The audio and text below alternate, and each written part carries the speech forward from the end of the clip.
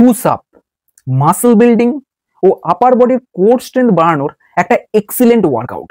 এতে আমাদের biceps, triceps, chest এবং আপার বডির আরো বেশ কিছু গুরুত্বপূর্ণ মাসেল ভালোভাবে এঙ্গেজ হয়।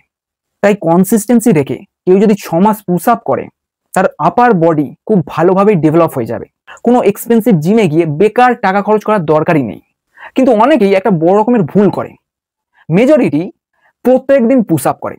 দেখো, আমরা যখন ওয়ার্কআউট করি আমাদের মাসেল ফাইবার ব্রেকডাউন হয় এবং তারপরে যখন ভালো খাবার খাই এবং যথোপযুক্ত যখন রেস্ট নিই, মাসেল ফাইবার ব্রেকডাউন হলো ওই জায়গায় সেল ডিভিশন হয় এবং ধীরে ধীরে কি হয়, রিকভার হয়।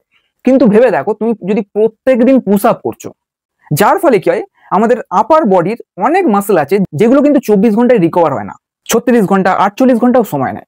একটা যদি এক্সাম্পল দেওয়া যায়, দুজনে একই ডায়েট ফলো করছো, একই খাবার খাচ্ছ, একজন প্রত্যেক দিন পুশ আপ করছে, অন্য আরেকজন একদিন ছাড়া ছাড়া পুশ আপ করছে।